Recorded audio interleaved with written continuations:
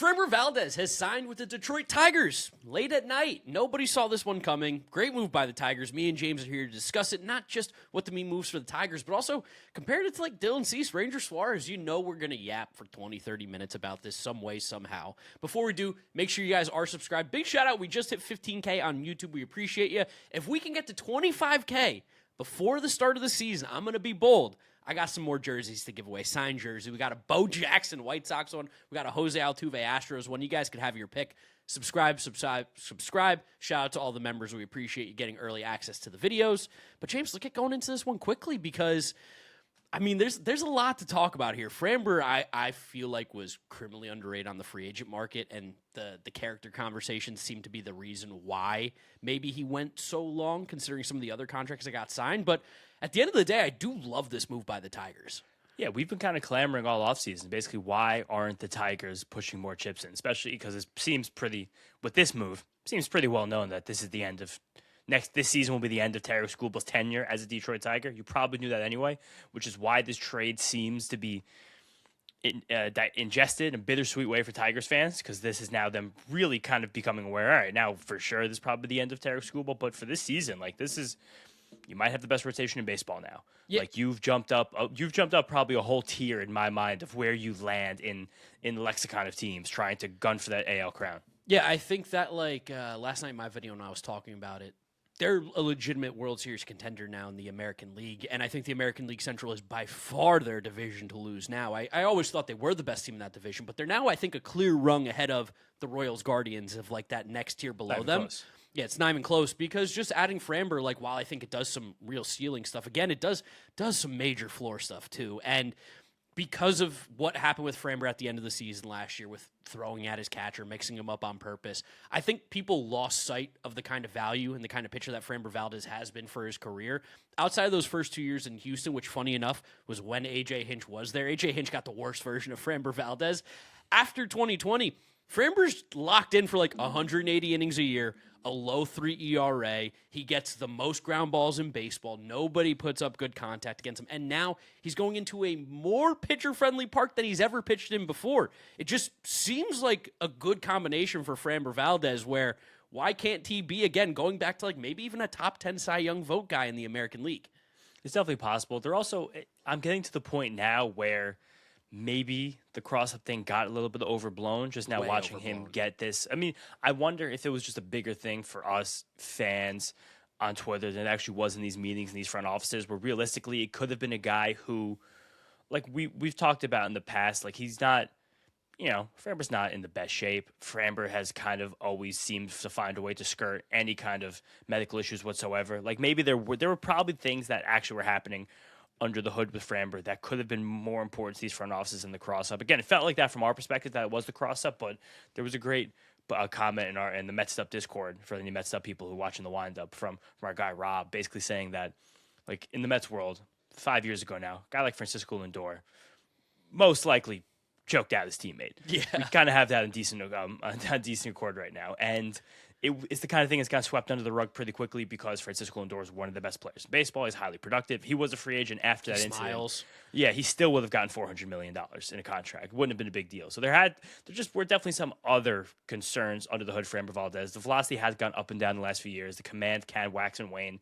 Finding that curveball in the last few seasons, consistency with it has kind of taken him to a new rung, especially strikeout-wise. But there probably were just other slight concerns here that were not the cross-up. I also think, too, it did give every executive an excuse to be a little patient. And that's more so what it is. It's like, I don't think there was like active collusion with this, but I think it was like unsaid collusion where like everyone in baseball was like, we're gonna pretend to care more about this cross-up than we actually do.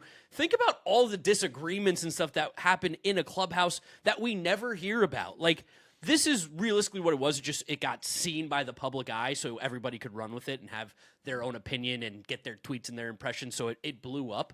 But at the end of the day, like, I think everybody knows that Framber Valdez is a good player. This just gave you an excuse to kind of squeeze him for everything that he's worth and not even give him a Ranger Suarez contract when, truthfully, in my mind, I like Framber over the next 5 years more than I like Ranger Suarez. I probably do as well. Like, Framber is... And I'll say it's close.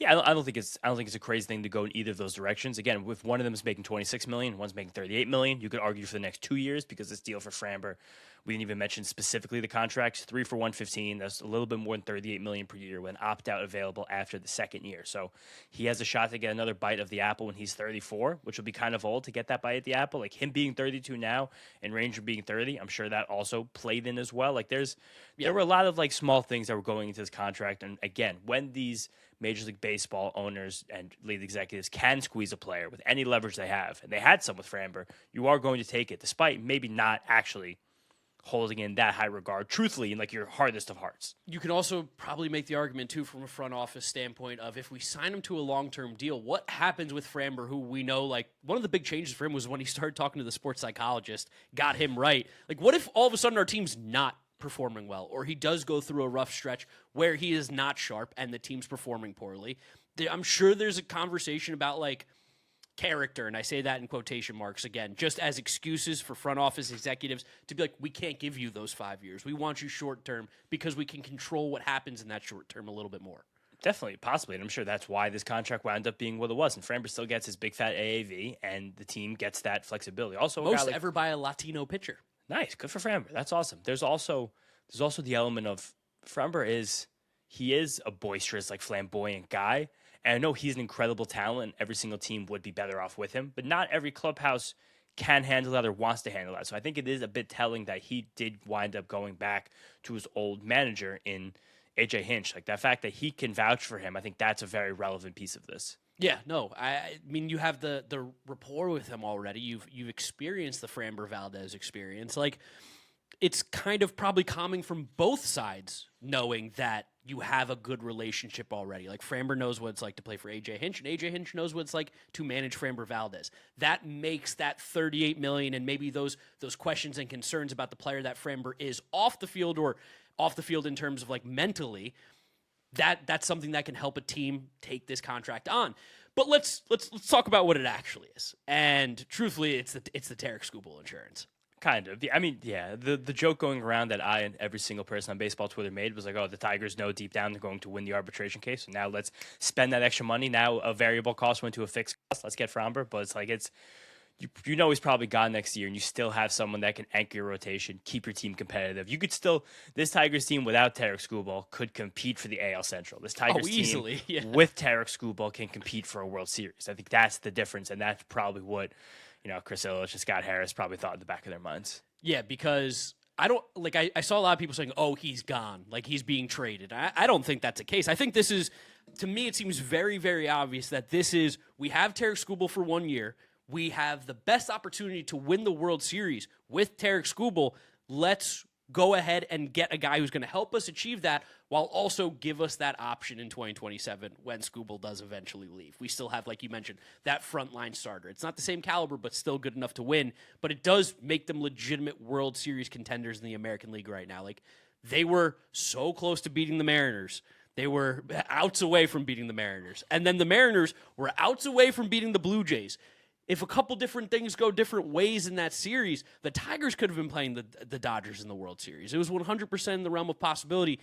The only thing I think people could say to argue about like the push for now is why not go get any offensive chips?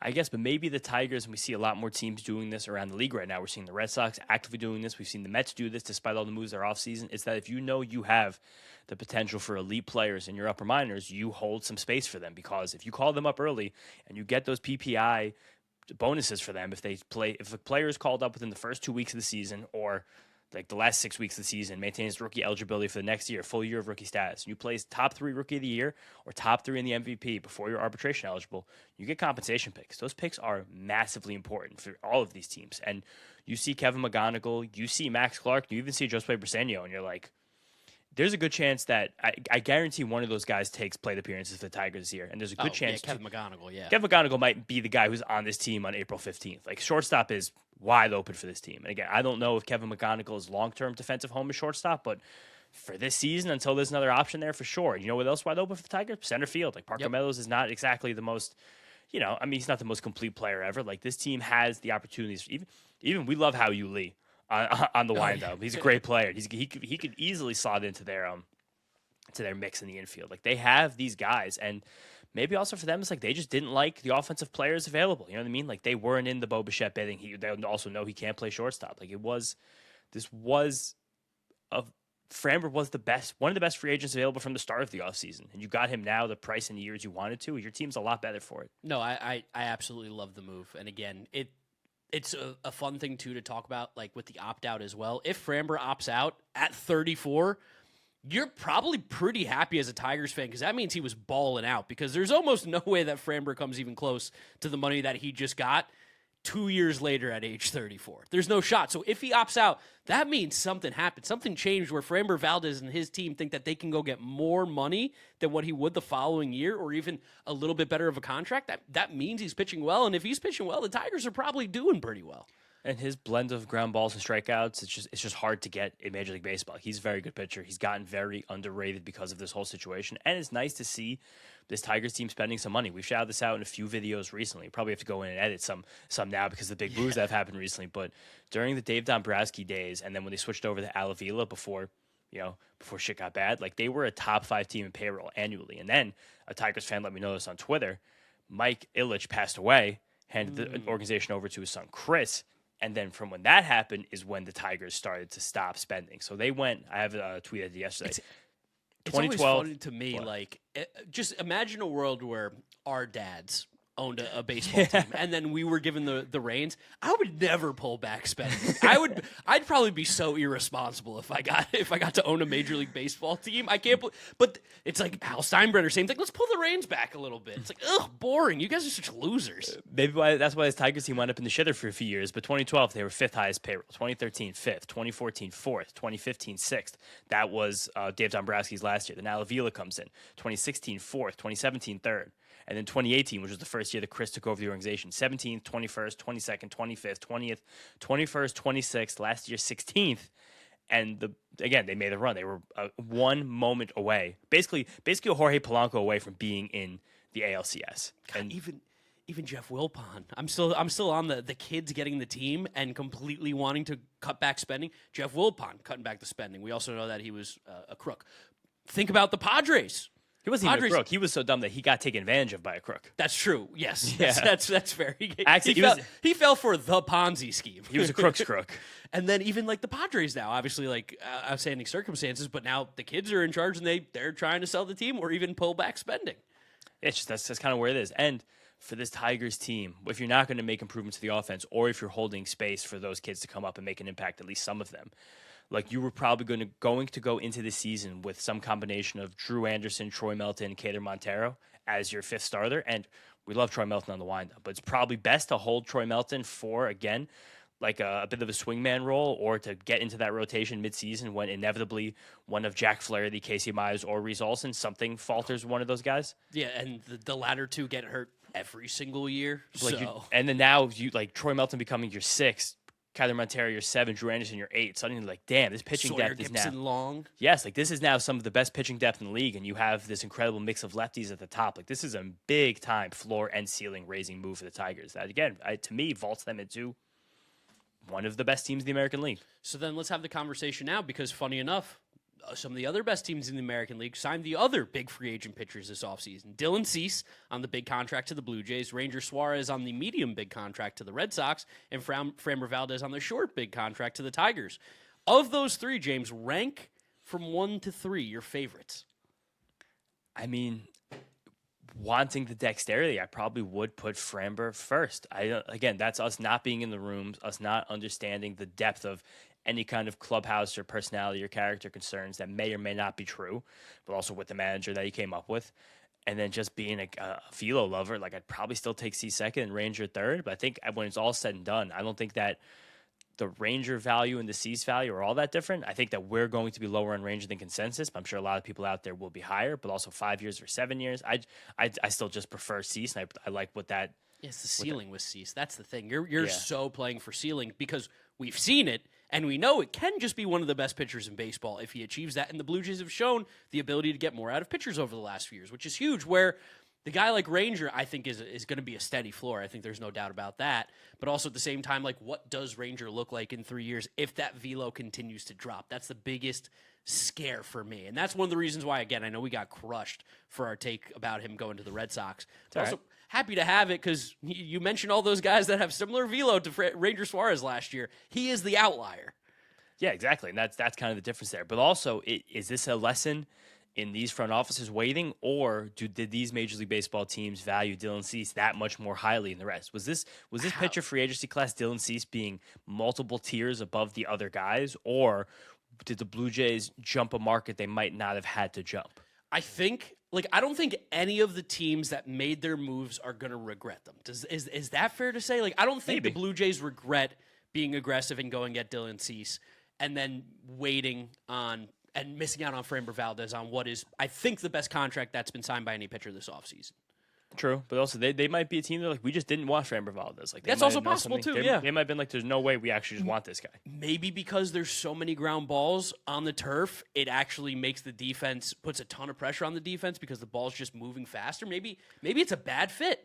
Also, yeah, maybe that's why they keep going for these fly ball guys. But also, they have probably the best one of the best infield defenses all of baseball. So maybe that was one of at the least best outfield defenses. So. Yeah, just one of the best defenses in general. The other part of this conversation now, kind of this conversation, maybe slightly different conversation, is that the Orioles began this offseason uber aggressively. Like, talk about a team that jumped the market. We've now kind of learned from reporting from Joel Sherman and Will Salmon that they seem to bid against themselves and Pete Alonso in both terms of his AAV and the years they gave him, which again is still fine. Like, Pete's a great player, and I think the next 2-3 years of Pete Alonso, you're going to get an elite baseball player. 4 and 5 remain to be seen, but also jumping out and getting Taylor Ward, trading Grayson Rodriguez, which kind of feels like a fever dream looking back now. It's kind of funny to think about.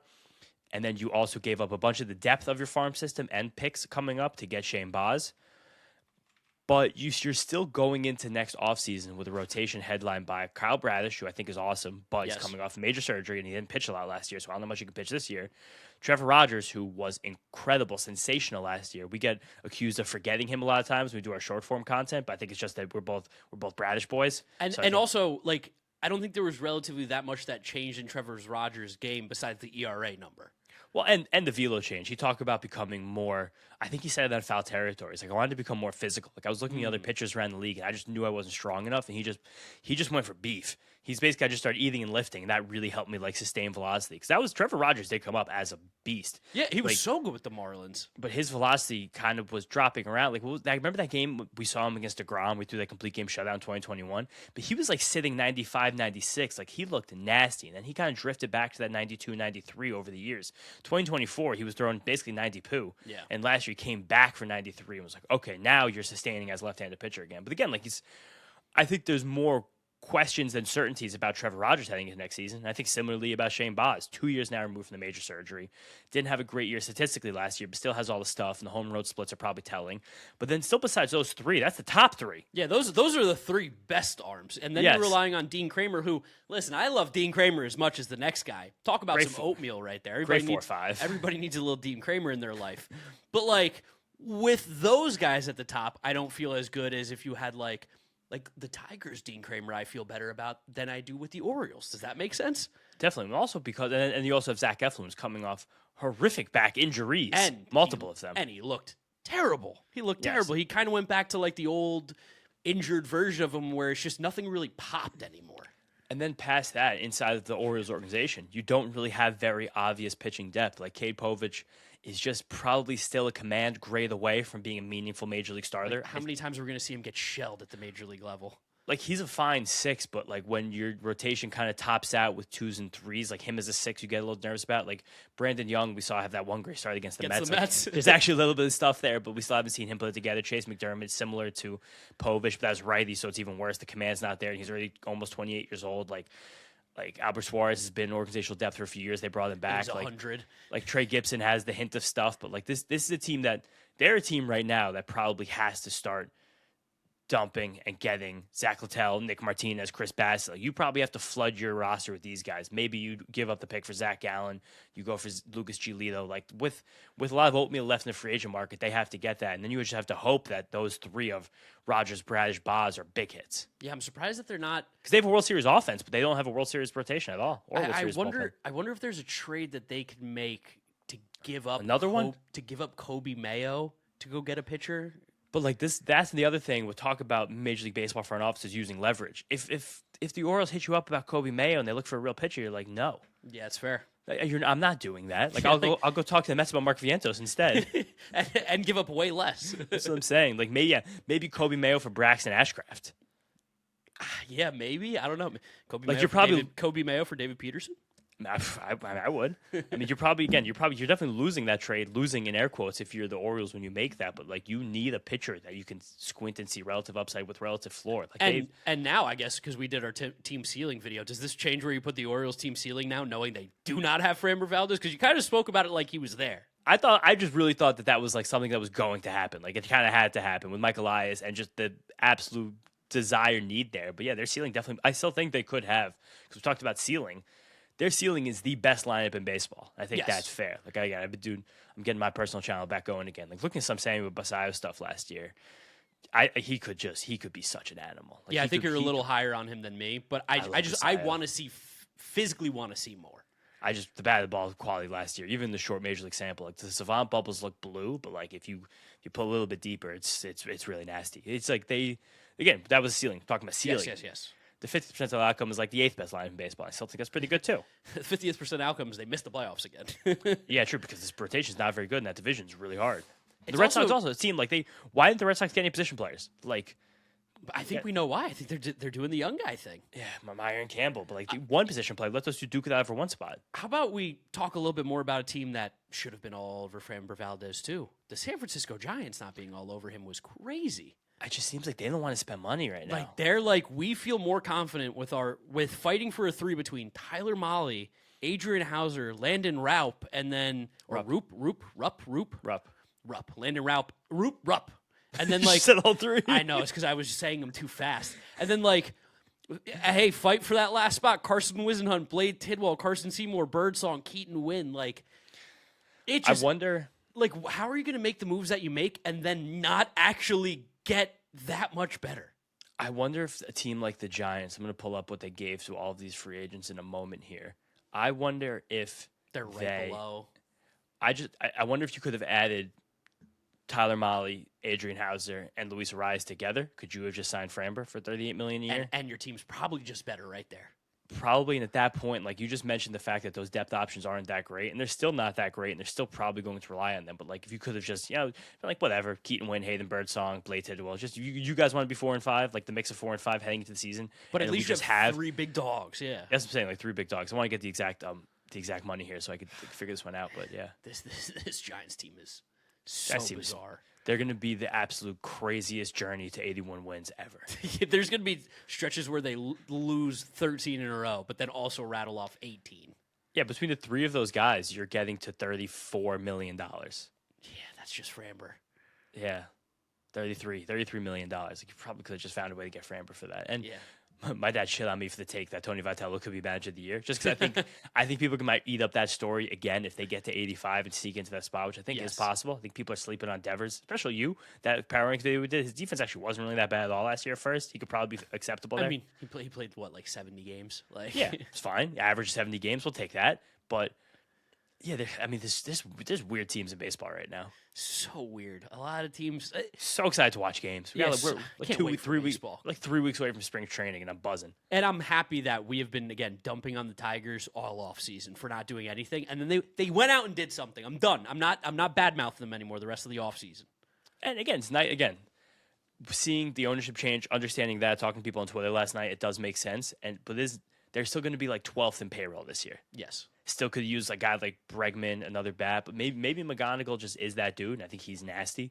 So that could be if that's your lightning rod and that's what puts you over the top, right now you're solidly ahead of every team in the AL Central. I mean, they must just love their projections on the young guy, because like Cole Keith is projected for like a 110, 115 WRC plus this year. I guess they're like, that's not that much different than what Bregman's going to give us offensively, and he costs $0. Keith has had a lot of struggles with maintaining the consistency. Yeah, I'm not the biggest Cole Keith guy. Colt Keith had the problem that a lot of young players have, where it's just like, can I lift and pull the ball? Because he like got by with like decent exit velos and being an all fields hitter through the minor leagues, like that will take you a long way. But in the major leagues, if you want to get to that power output, you probably just have to find a way to go out and get the ball a little bit more. Seems like he's like worked on some push and pull with his own approach and finding ways to do that. But it seems like by the end of last year, he had that going. Like the batted ball quality was good. The Tigers they're great in the platoon game. I'll tell you that. He either made a change to toe tap or away from toe tap, and that kind of changed things too for him at the plate offensively. So, I mean, maybe they're just expecting these young guys again to fill in and be at the absolute worst league average hitters. I mean, if you told me a 23-year-old has 750 OPS, I'd be like, nice. Yeah, it's good. That's good. Like Colt Keith probably just is a good hitter. It's just not a great one. This team, and again, like if Carpenter and Riley Green still profile to me as great hitters, and even Torkelson, I think too. We saw a lot of good again last year out of Torkelson. He's very ebb and flowy right now, but when he does hit, I mean, he's pretty much locked into 30 home runs. I feel like every year. I would be curious how.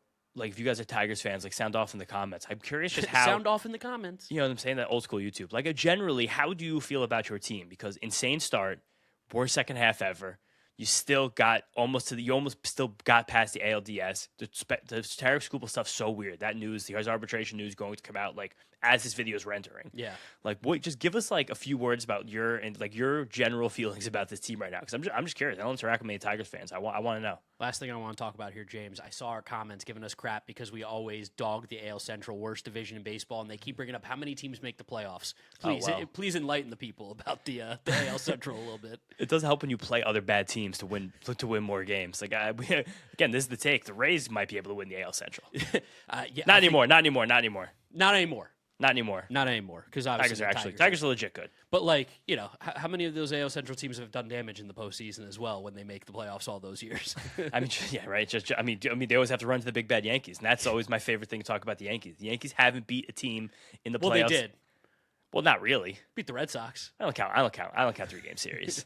You count the 1-game wild card, not the 3. I count the DS and the CS. I'm a baseball playoff purist, which is still not even a baseball playoff purist. But yeah, it's just it's like this Tigers team. I think I take them over the Red Sox now. I think it's close. I'm still picking the Red Sox, but I think it's close. I think that's right there. Like I definitely take them over the Orioles. I definitely take them over the AL Central. Yeah. I think they're. I mean, they're. I think they're better than the Astros. They're definitely better than the Astros. I don't think they're that. I think they're a little better than the Red Sox. And I don't think they're that far from the Yankees and Blue Jays, which to me are the class of the AL. And what about the Mariners? Oh, I think the Mariners are closer to the Yankees and Blue Jays. Yeah. That's the Tigers are probably a half step below those teams. Tigers are 4 or 5 in the American League. You could convince me the Tigers are better than the Mariners. Really? You could convince me. You could sneak in there. How to end this? How would we convince you? The convince would be that I don't exactly know what's going to happen to Bryce Miller, and outside of those 5 Mariners pitchers, you're looking at Cooper Criswell starts. Where the Tigers right now 6, 7, 8 is significantly better, and the Mariners' top end of their lineup is significantly better than the Tigers. And both teams don't have a great lower end of their lineups, but I do think that the Tigers have a bit more might in their lineup at like the back end guys of it than the Mariners do, even after the Brendan Donovan signing. But I think those teams are close. And you're going to hear our takes on every team's ceiling coming up later this week. I think maybe after the Super Bowl that's going to be coming out. I think probably Monday. We got to make some adjustments to it. Yeah, we got to make some adjustments because, of course, the offseason's been dead. We record a video that we thought could go up at any time. Nope. Yeah. 7 moves have been made. It's unbelievable. February. Yeah, shout out Kieran for taking another trip. Yeah, so unbelievable. So selfish. Can't believe it. These Europeans, all they do is they just go all these other countries, taking vacations left and right. These Brits all over the globe. All right, that's it, guys. Thank you so much for listening. Thank you for watching. We appreciate you. Subscribe to the Windup. Shout out again to 15K. Shout out to our members. 25K, we got more signed jerseys to give away. So sub. You can follow James on social media at James Shiano. And I'm Draft Nick. Mark, we'll catch you guys on the next one. Peace out. Peace out, guys.